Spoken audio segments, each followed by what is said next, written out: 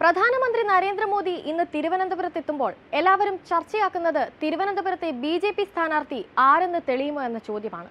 എന്നാൽ ഇന്ന് പ്രധാനമന്ത്രി ഇത്തരം പ്രഖ്യാപനം ഒന്നും നടത്തില്ല എന്ന റിപ്പോർട്ടുകളാണ് പുറത്തുവരുന്നത്. തിരുവനന്തപുരത്തിന്റെ പൾസ് മനസ്സിലാക്കാനാണ് മോദിയുടെ ഈ വരവെന്നാണ് റിപ്പോർട്ട്. ഡൽഹിയിലെത്തിയ ശേഷം കേരളത്തിലെ മുഴുവൻ സ്ഥാനാർത്ഥികളെയും പ്രധാനമന്ത്രി നിശ്ചയിക്കും. അതീവ സുരക്ഷയിലാണ് ഇപ്പോൾ തിരുവനന്തപുരം.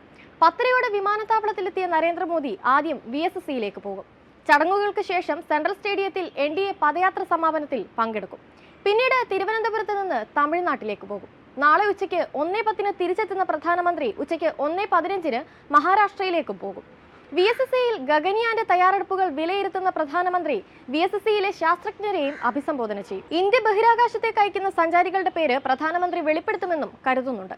സമ്മേളനത്തിന്റെ ഭാഗമായി പ്രകടനമോ പ്രധാനമന്ത്രിയുടെ റോഡ് ഷോയോ ഉണ്ടാകില്ലെന്ന് BJP ജില്ലാ പ്രസിഡന്റ് VV രാജേഷ് അറിയിച്ചു. BJP പുതുതായി നിർമ്മിച്ച സംസ്ഥാന കാര്യാലയത്തിലും പ്രധാനമന്ത്രി എത്തില്ല. പ്രധാനമന്ത്രിയുടെ വരവോടെ കേരളത്തിൽ BJPയുടെ തെരഞ്ഞെടുപ്പ് പ്രചരണങ്ങൾക്ക് ഔദ്യോഗിക തുടക്കം കുറിക്കും. തിരുവനന്തപുരം മണ്ഡലത്തിലെ NDA സ്ഥാനാർത്ഥിയെ പ്രധാനമന്ത്രി വേദിയിൽ വെച്ച് പ്രഖ്യാപിക്കുമോ എന്നതാണ് ഏവരും ഉറ്റുനോക്കുന്നത്.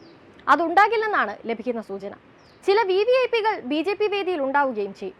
SPG ആണ് പ്രധാനമന്ത്രിക്ക് സുരക്ഷയൊരുക്കുന്നത്. ഭീകരൻ എന്ന് ദേശീയ അന്വേഷണ ഏജൻസി കുറ്റപത്രത്തിൽ ആരോപിക്കുന്ന സാദിഖ് ബാഷിയുടെ തിരുവനന്തപുരത്തെ അറസ്റ്റ് ഗൗരവത്തോടെ കേന്ദ്ര ഏജൻസികൾ എടുത്തിട്ടുണ്ട്. അതുകൊണ്ട് തന്നെ കനത്ത സുരക്ഷയിലാണ് തിരുവനന്തപുരം.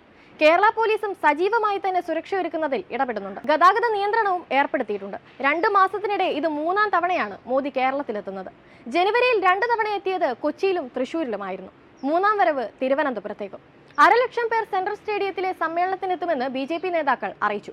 വിവിധ നിയോജക മണ്ഡലങ്ങളിൽ നിന്നായി പുതുതായി BJPയിലെത്തിയ 1000-ഓളം പേരും കേന്ദ്ര സർക്കാരിന്റെ വിവിധ പദ്ധതികളുടെ ഗുണഭോക്താക്കളായവരും സമ്മേളനത്തിനെത്തും. കേരളത്തിൽ ഏറ്റവും വിജയസാധ്യതയുള്ള മണ്ഡലമായി BJP പരിഗണിക്കുന്ന തിരുവനന്തപുരത്ത് ഇത്തവണ കേന്ദ്ര നേതൃത്വം നേരിട്ട് സ്ഥാനാർത്ഥിയെ നിശ്ചയിക്കുമെന്ന അഭ്യൂഹം ശക്തമാണ്.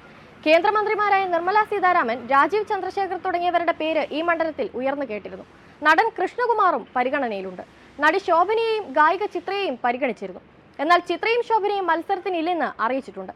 എങ്കിലും ആരാകും സ്ഥാനാർത്ഥി എന്ന കാര്യത്തിൽ ജിജ്ഞാസ നിലനിൽക്കുന്ന സമീപനമാണ് BJP കേന്ദ്ര നേതൃത്വത്തിന്റെ. സ്ഥാനാർത്ഥി കാര്യത്തിൽ ഇടപെടേണ്ടെന്നാണ് സംസ്ഥാന നേതൃത്വത്തോട് കേന്ദ്ര നേതൃത്വം പറഞ്ഞിരിക്കുന്നത്.